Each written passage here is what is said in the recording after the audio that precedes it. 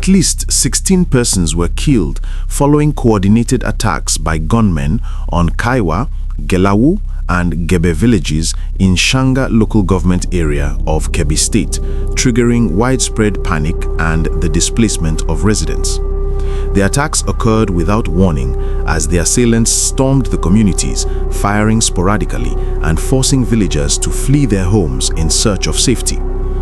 Local sources confirmed that the attackers arrived in large numbers and carried out the assault simultaneously across the affected villages. Residents described scenes of chaos as gunfire echoed through the communities, with many families abandoning their houses in the middle of the night. Several homes were reportedly left open as residents escaped to neighboring communities and nearby bushes. Eyewitnesses said the level of violence experienced during the attacks was unprecedented in recent years, noting that the communities had not witnessed such scale of brutality in a long time. Many residents expressed fear of returning to their homes, citing concerns that the attackers could return at any moment. Security operatives were later deployed to the affected areas following distress calls from residents. The Kebbi State Police Command confirmed that coordinated security operations were ongoing across Shanga local government area. According to the police, patrols and surveillance had been intensified to prevent further attacks and restore calm to the communities. The police said details of the operations could not be fully disclosed as security activities were still in progress. Residents, however, appealed to the state government and security agencies to maintain a sustained presence in the area to prevent future attacks and reassure displaced families.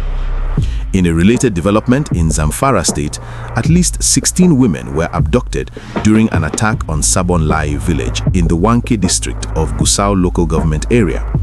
The incident occurred in the early hours of the morning when gunmen, believed to be bandits, invaded the village riding motorcycles. According to an indigene of the community, Ibrahim Garba, the attackers arrived at about 1 a.m.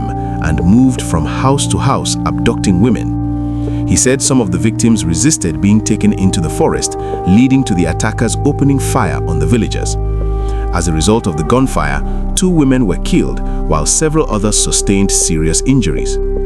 Garba said the injured victims were rushed to the Yariman Bakura Specialist Hospital in Gusau, where they were receiving treatment. He further disclosed that some of the abducted women were taken along with their children and that the village had become largely deserted following the attack as residents fled due to fear of further violence.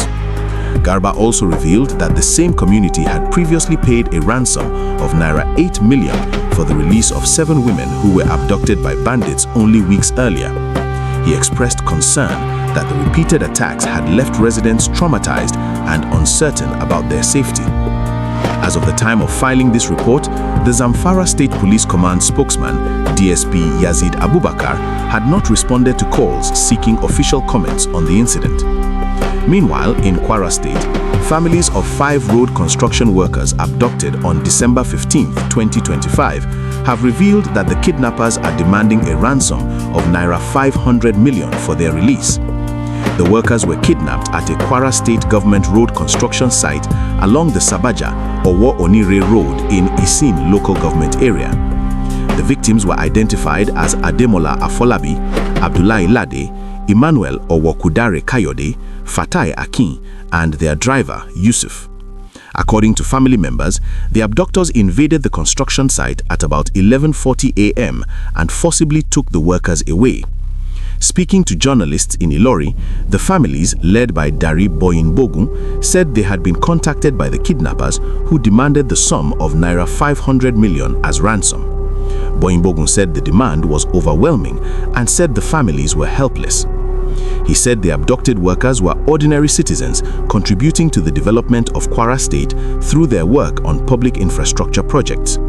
He added that their abduction had plunged their families into emotional distress, financial hardship, and uncertainty. Boyinbogu noted that many of the families depended entirely on the abducted men for their livelihood and that the prolonged captivity had worsened their situation. He appealed to the state government and security agencies to intensify rescue efforts and treat the case as a top priority emergency. One of the wives of the abducted workers, Idayat Lade, also appealed for the release of her husband. She revealed that she lost a pregnancy due to the emotional trauma caused by the abduction, calling on the kidnappers to show mercy and release the victims unharmed. While acknowledging the efforts of security agencies, Boimbogun stressed that time was critical, noting that every passing day increased the fear and suffering of the families. He called for direct communication between the government and the affected families, as well as the provision of welfare support and counseling.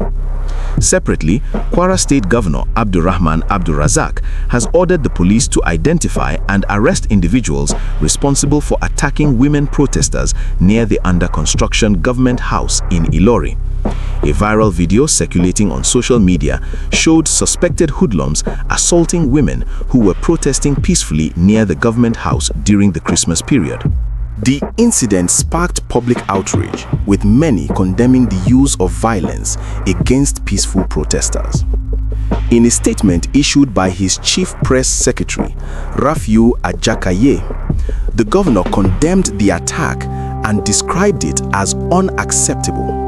He emphasized that peaceful protest is a democratic right and that the government does not support any form of violence against citizens expressing their views.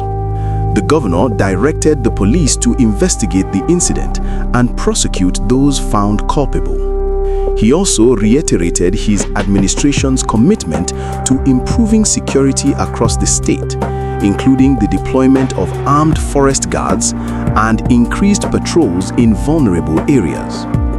The renewed wave of attacks across Kebbi, Zamfara, and Kwara states has heightened concerns among residents, with many calling for stronger security measures and sustained operations to protect lives and property.